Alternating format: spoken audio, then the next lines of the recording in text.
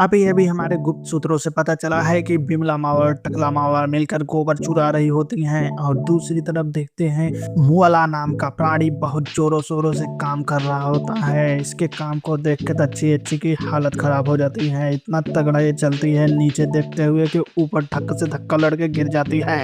और इसके बाद हमारे दूसरे गुप्त सूत्रों के हवाले से पता चला है कि यहाँ पर जमीन धंस गई है और काफ़ी 10-15 फीट धंस गई होती है और यहाँ पर काफ़ी मजदूर आ चुके हैं अपना काम जो कि बहुत जोरों शोरों से कर रहे हैं।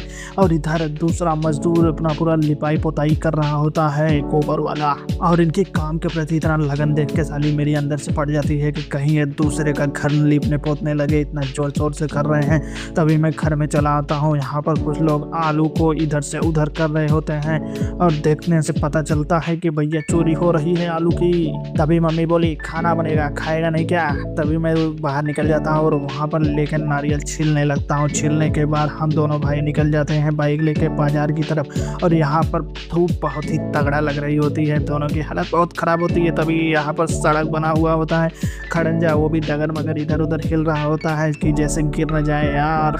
और हम दोनों लोग इस काम से जा रहे होते हैं कि आज मटमंगरा होता है और मटमंगरे का सामान वहीं पर रह गया था जनरल स्टोर के पास। और वहाँ से लाने के बाद फिर जनरेटर को लाया जाता है जहाँ ये सब मजदूर मिलकर धक्का दे रहे होते हैं, लेकिन सबकी एकदम फट रही होती है क्योंकि ये लोग खाते पीते तो है नहीं, बस जोर दिखाएंगे।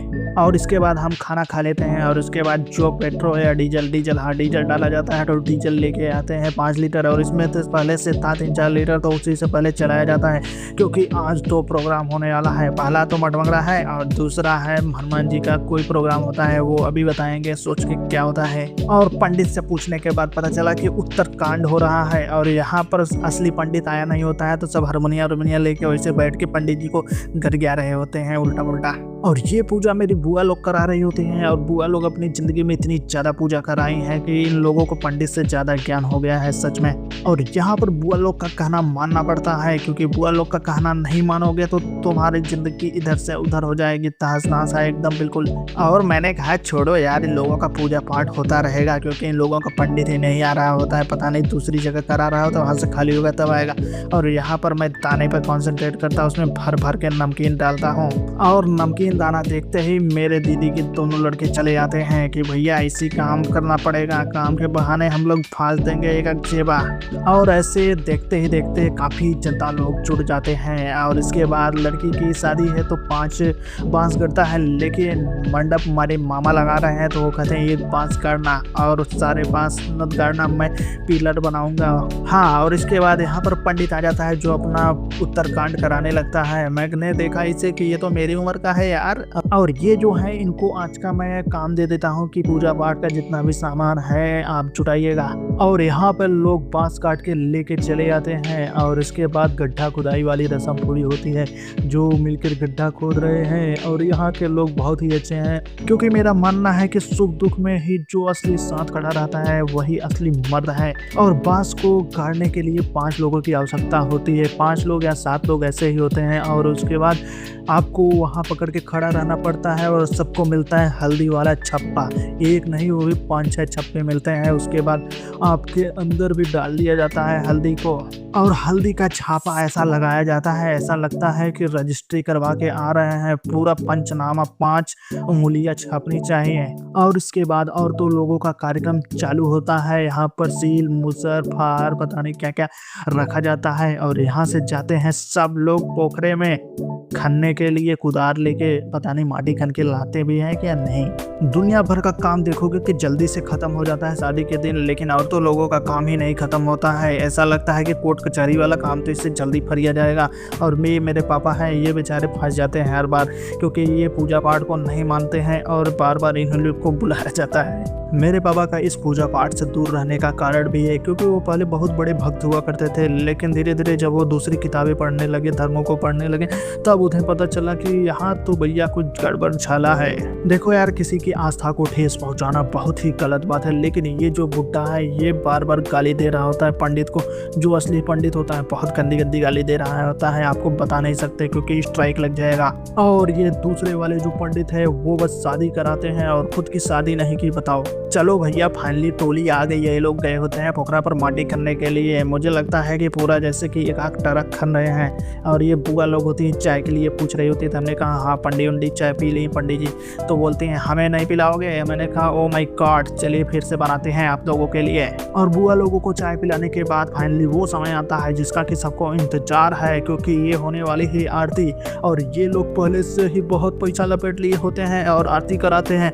हर मंत्र में ये लोग 50 रुपए लेते हैं। मैं मम्मी से पूछता हूँ कि 50 वाली गड्डी कहाँ गई। वो बोलती है वो तो मैंने दे दी अब एक एक करके पंडित लोग को। मैंने कहा उन लोगों को इकट्ठा तो दे रहे हैं ना, और देना ही था तो 10-10 का छुट्टा करा के देते, क्या ही हो जाता।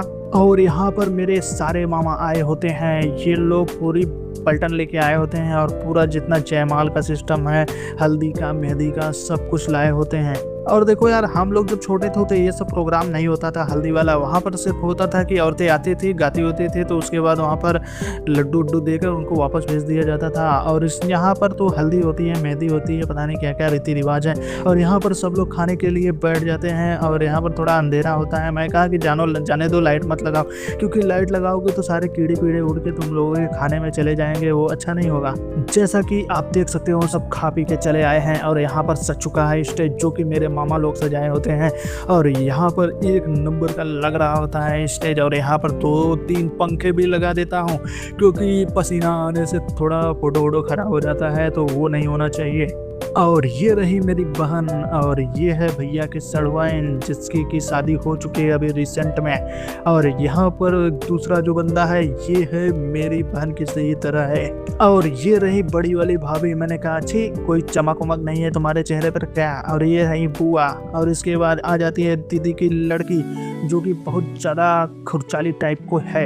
मैंने कहा बेटा चलो हाथ वाथ में खिलाओ, सीधा चलो स्टेज पे और वहाँ पे कार्यक्रम को आगे बढ़ाया जाए। बहुत रात हो जाएगा तो बहुत लेट हो जाएगा, सुबह कल उठना है, बहुत ज़्यादा काम है। और मैंने कहा चलो तुम लोग इतना मेहनत से सजे हो तो सबसे पहले मेरे साथ ही फोटो खिंचवा लो। और यहाँ पर अलग अलग पोज में फोटो खींचा जाता है। यहाँ पर ये है हल्दी, और हल्दी को पता नहीं कैसे लगाया जाता है, अभी देखने के बाद पता चलेगा। इसके बाद मैंने कहा मम्मी तुम पहले शुरू करो, क्योंकि तुम्हारा हक पहले बनता है। और उसके बाद मम्मी हल्दी लगाना शुरू करती है। और मम्मी यहाँ है और पापा मेरे मशीन पे है। बताओ क्या है कोइंसिडेंस। एक मजे की बात बताऊँ आपको कि मेरी मम्मी का नाम सीता है और मेरे पापा का नाम कुश। तो यहाँ पर आने के बाद शादी के बाद इनका नाम बदल के सुमन कर दिया जाता है, क्योंकि सीता के बेटे कुश है तो बेटे लगने लगेंगे तो ये अच्छा नहीं ना। इसके बाद आपका भाई आ जाता है, और भाई देखो कितना ज़्यादा अच्छा मैं लग नहीं रहा हूँ, वैसे ही कर रहा हूँ, क्योंकि ये जो मेरा चेहरा है ये टेंशन वाला चेहरा है, जिम्मेदारी वाला चेहरा है, अफसोस वाला चेहरा है, बहुत कुछ कह सकते हो। क्योंकि जाने दो, स्टोरी बहुत लंबी है, बताते बताते बड़ी ज़्यादा वीडियो बहुत बड़ी हो जाएगी।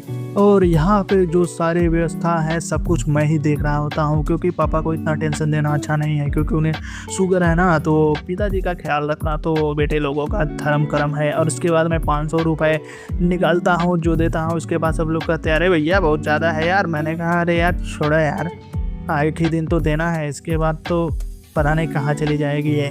और पैसा देने के बाद मैं निकल जाता हूँ थोड़ा बहुत कुछ काम करने के लिए, और कैमरा पकड़ा देता हूँ अपने छोटी वाली एक बहन जैसी है मेरी उसे। ये है बड़ी वाली बुआ जो कि बनारस में रहती हैं, और ये है दूसरी नंबर की बुआ जो कि रहती हैं नारायणपुर में, ये भी बनारस में आता है। और तीसरी नंबर की बुआ जो सिद्धिपुर में रहती हैं, ये भी बनारस में आता है। और ये है बड़ी मम्मी, ये बनारस नहीं रहती, ये तो हमारे घर पे रहती है हमारे साथ ही। और इसके बाद ये है वो एक नंबर की पागल जो पता नहीं कहाँ रहती है, और ऐसे आके घर से बैठ जाएगी, बेइज्जती करवा देगी हर जगह। कहीं पर जाती है ये तो ठेला से लड़ जाती है, खंभा से लड़ जाती है, खूंटा से लड़ जाती है, पता नहीं इसका दिमाग कहाँ रहता है, नीचे देखते हुए चलती है ना इसीलिए। और ये रही मेरी सबसे छोटी वाली बुआ जो कि राजापुर में रहती हैं। और ये रही मेरी बेटी जैसे कि बहन जैसी है, अभी मैं इसे बहन ही मानता हूँ। इसके लिए मेरे को कुछ शब्द हैं जो मैं कहना चाहता हूँ कि ये कितना भी खा ले ऐसा ही रहता है, बहुत ही कमज़ोर जानवर है। इस मुर्गी को पोलियो हो गया था क्या, और देखा आपने लापरवाही का नतीजा। अगर पोलियो का खुराक आपके बच्चों को नहीं लगा तो पोलियो पकड़ सकता है आपके बच्चों को, और रंग भी खराब हो सकता है बच्चों का, जो कि सुबह में दिख भी नहीं सकते। और ये सिक्का देखे कूल बनना चाह रही है। मैंने कहा बस कर भाई, कूल मत बन, चल निकल हट यहाँ से। और इसके बाद आपके सामने आ रहे हैं पत्रकार, जो कि बड़ी वाली भाभी है, और दूसरी नंबर की जो भाभी है अभी इनकी नई नई शादी हुई है। और ये है मेरी सबसे बड़ी वाली मामी। मामी और मामा दोनों को खड़ा कर दोगे इन सबके भाइयों में तो ये लोग सबसे छोटे लगते हैं, और ये हैं सबसे बड़े। और ये है मेरे बुआ की लड़की, जो कि हमेशा खुश रहती हैं, और देख के अच्छा लगता है यार, कोई खुश रहता है हमेशा तो। और ये देखो बड़े पापा का लड़का आ गया, जो कि बहुत ही मोटा है, और इसका नाम है अंकुर, भीम, शुभम, पता नहीं कहार, पता नहीं क्या क्या नाम इसका रख दिए हैं। और ये है दीदी, जो कि दूसरे नंबर वाली है, जो कि रसुलहा में रहती है, और जीजा बड़े रंगीले हैं। मिला जुला के ये एक नंबर का फालतू का आदमी है। ये पैसा देख के बेहोश हो जाता है, और एक नंबर का हरामी आदमी है।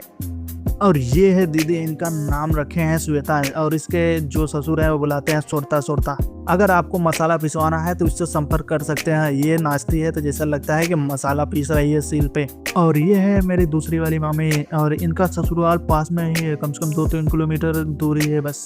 और ये है राजेश मामा की पत्नी, और राजेश मामा भी आए होते हैं। और ये है बड़ी वाली मामी, लगता है मैंने वहाँ किसी और को बता दिया बड़ी वाली मामी।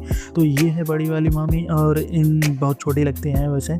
और इसके बाद इन लोगों का नाच गाना शुरू होता है, और गाना तो मैं ही बजा रहा था, लेकिन मेरी दिमाग ख़राब हो जाता है, क्योंकि एक के बाद ये गाना बदलो तो वो गाना बदलो। इसके बाद हर लोग का डिमांड करना पॉसिबल तो नहीं है ना।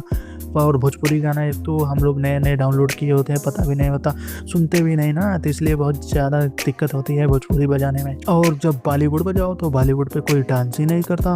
और यहाँ पर मेहंदी छापने वाला काम करती है जे सिस्टर, और यहाँ पे मेरी मम्मी का मेहंदी छाप रही होती है। तो मैंने कहा अच्छे से छापना, तेरे को पैसा मिलेगा। और ये इस बात को बहुत सीरियस ले लेती है और छापती है एक नंबर का। तो मैं बोलता हूँ वाह, अब तुम्हें पैसा नहीं मिलेगा, तुम्हारा हाथ काटा जाएगा। क्योंकि ताजमहल के बनवाने के बाद जो हाथ काटा गया था, और उन लोगों का हाथ नहीं काटा गया था यार, उन लोगों को कहा गया था कि तुम लोगों को पेंशन मिलेगा और तुम लोग बैठ के खाओ, और ये जो मुजस्समा है किसी और के लिए मत बनाना। तो ये तो पता नहीं कौन फैला रहा है यार ऐसी बात है कि ताजमहल के बाद उन लोगों का हाथ काट दिया गया था। तो आपको कैसी लगी वीडियो अच्छा लगा हो तो वीडियो को लाइक और चैनल को सब्सक्राइब जरूर करिएगा। बहुत ज़्यादा मेहनत लगती है यार वीडियो बनाने में, यहाँ पर वॉइस ओवर, स्क्रिप्टिंग, पता नहीं क्या क्या चीज़ें होती हैं। तो थैंक्स फॉर वॉचिंग।